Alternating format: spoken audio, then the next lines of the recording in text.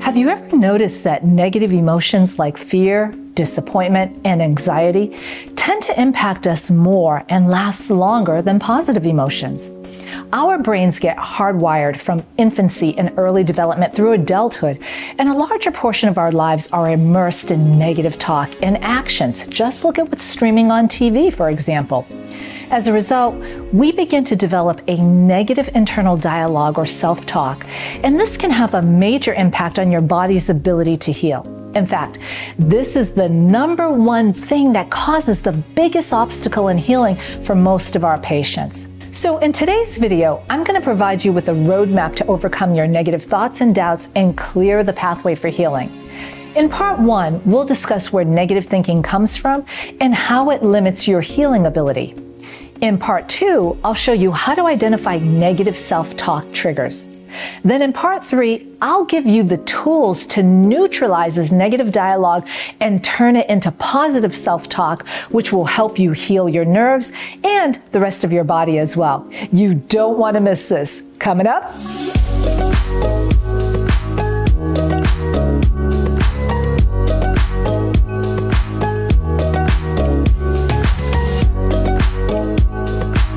Hey gang, Dr. Valerie Montero here. If you're finally ready to conquer your peripheral neuropathy, reclaim your life, and start living again, then subscribe to our channel and don't forget to click on the bell so you're notified as soon as we publish new content. Now let's dive in. Part one, how negative or positive self-talk influences healing. Negative thinking gets perpetuated by a few different factors. First, it will start with negative self-talk. You know, when your inner voice is excessively negative all the time, it's that pessimistic voice that focuses on the bad. And these thoughts become very repetitive. You'll cycle through these same negative thoughts again and again, many times throughout the day. The next source of negative thinking comes from watching media and the news. This includes TV and documentaries, newspapers, websites, social media, and radio and podcasts. Constantly watching negative news will distort your pattern of thinking.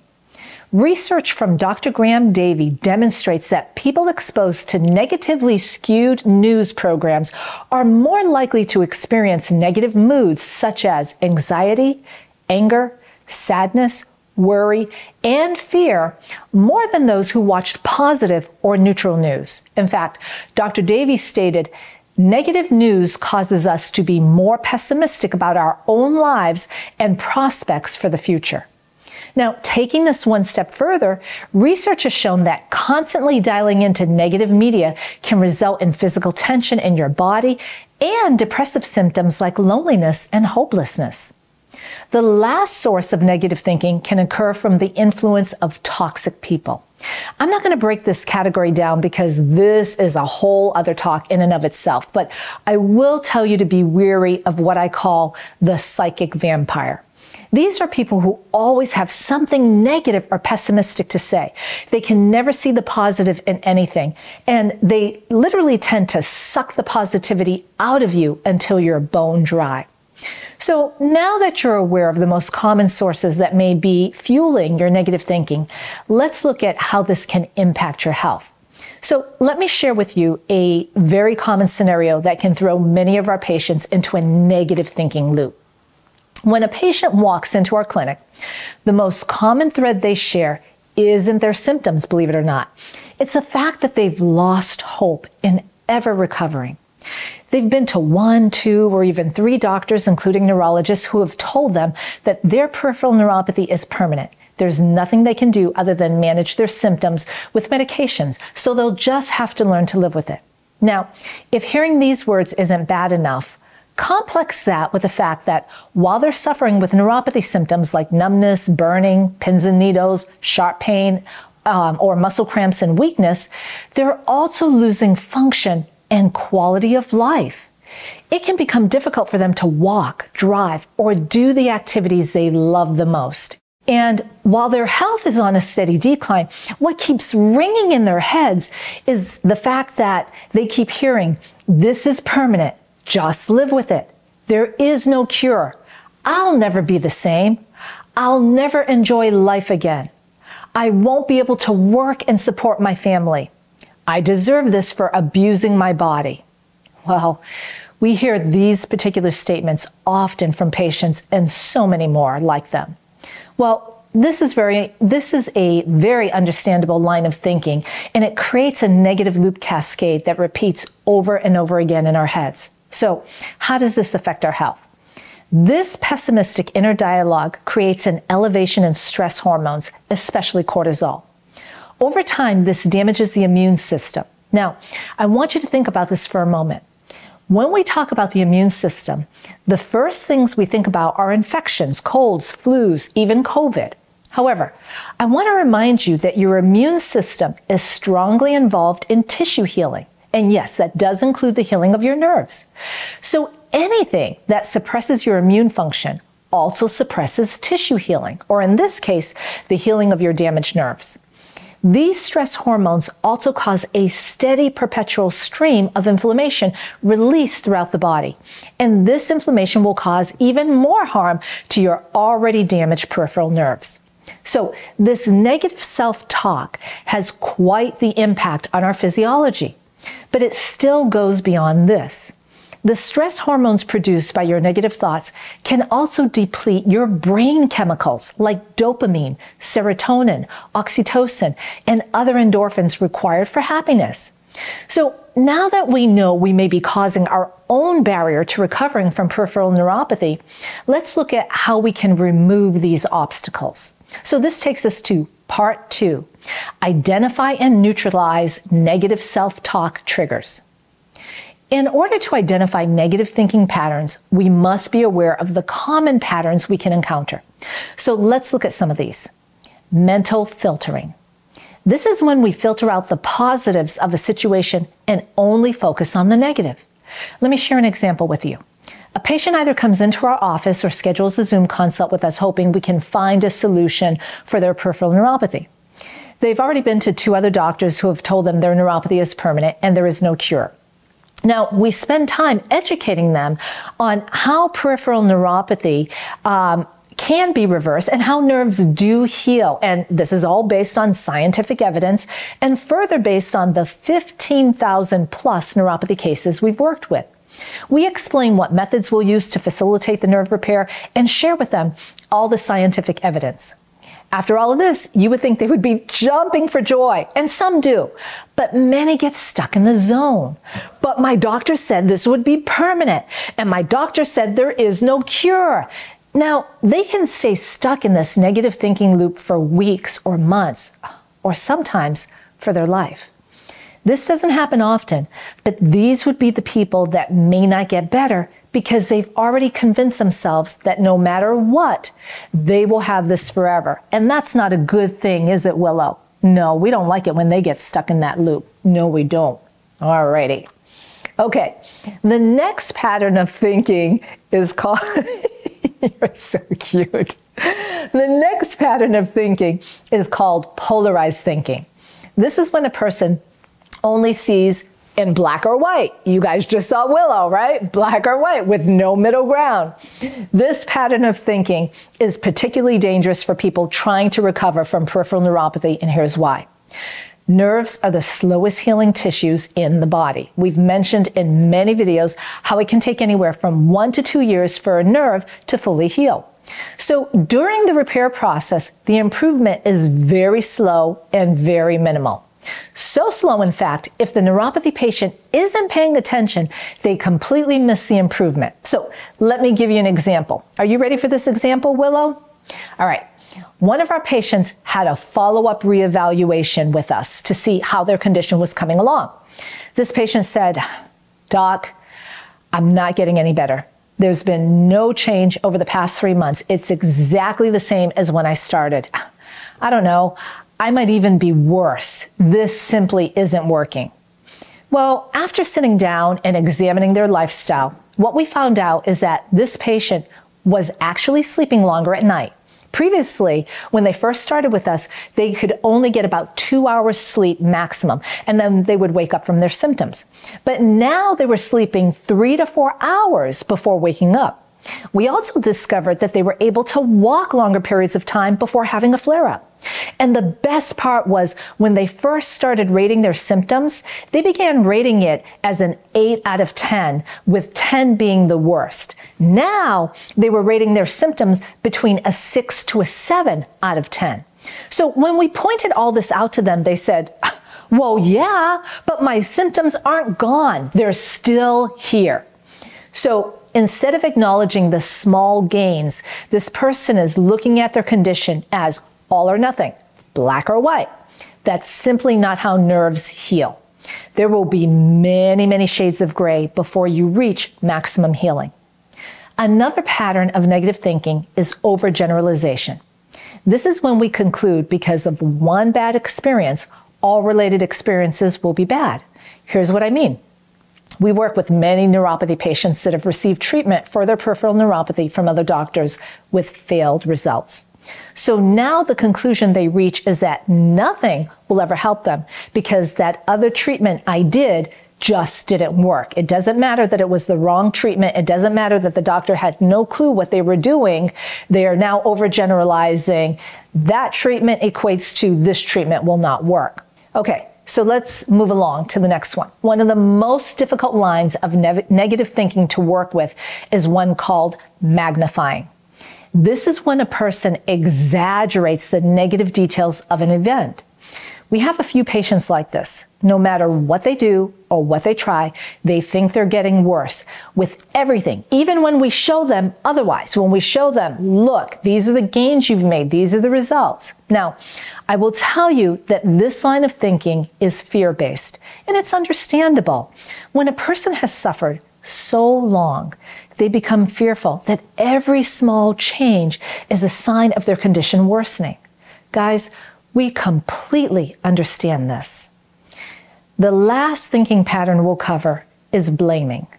Blaming is when we either blame others for our physical or emotional pain, or we blame ourselves. Now, this is different than accepting responsibility for your actions. This thinking pattern causes you to get stuck in the victim mode where you're either trapped in anger or in guilt or in shame.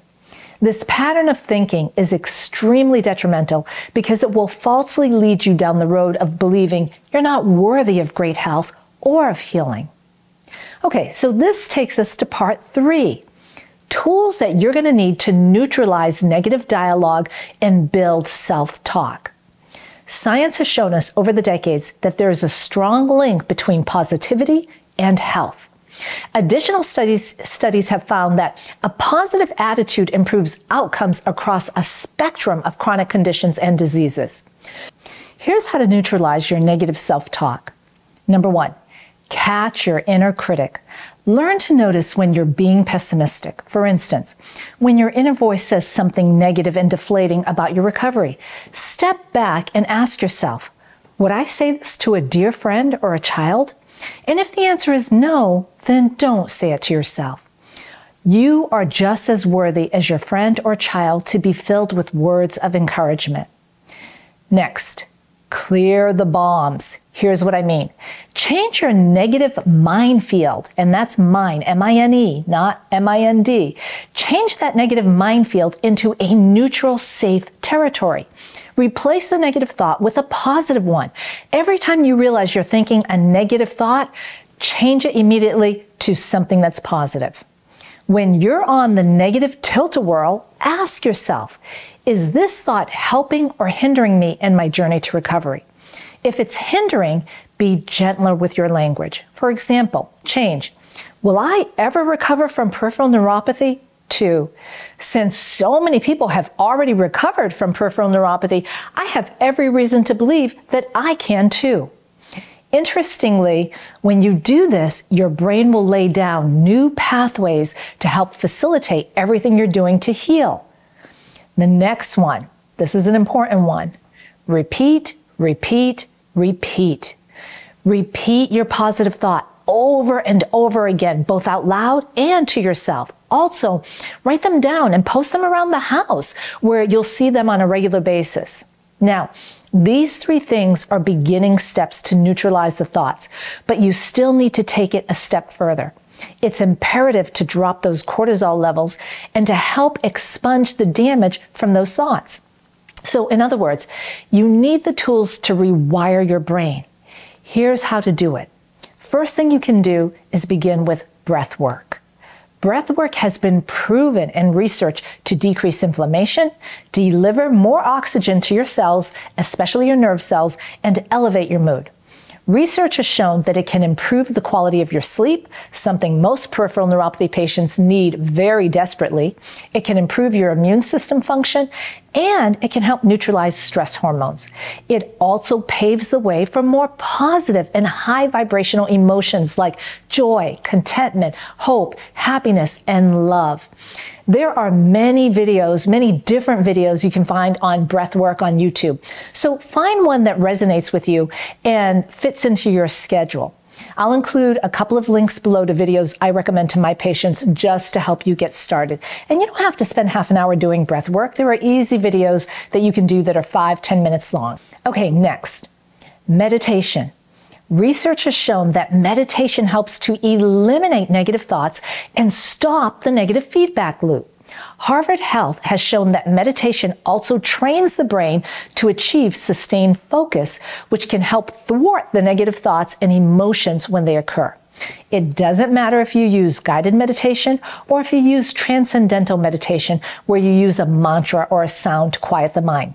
Both of these techniques are effective. I'll include a few links below for guided meditation.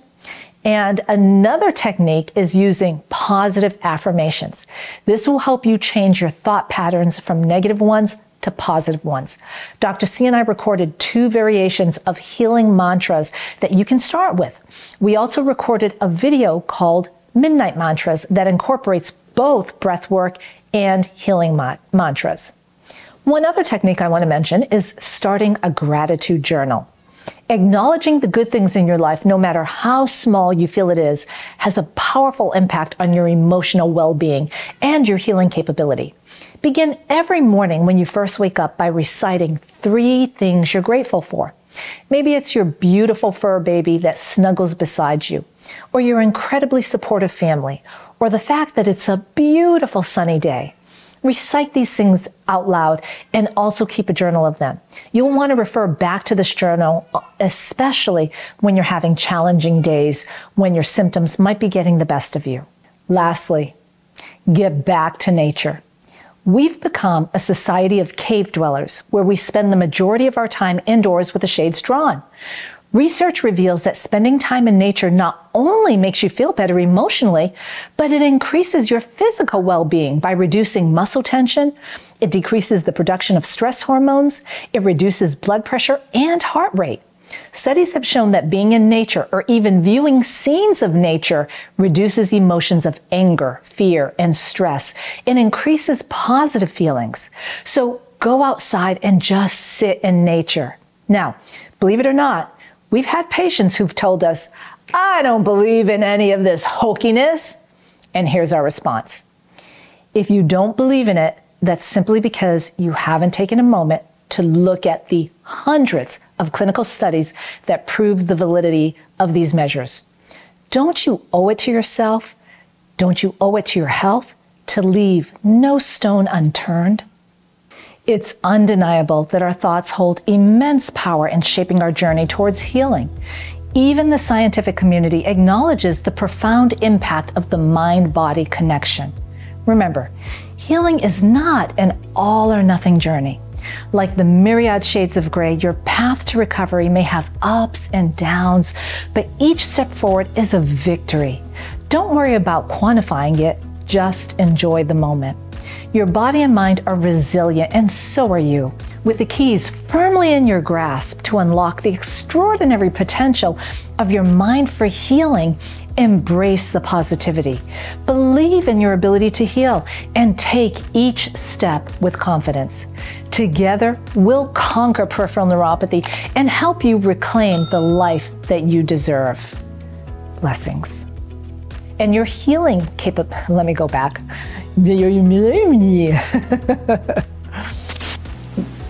Is something.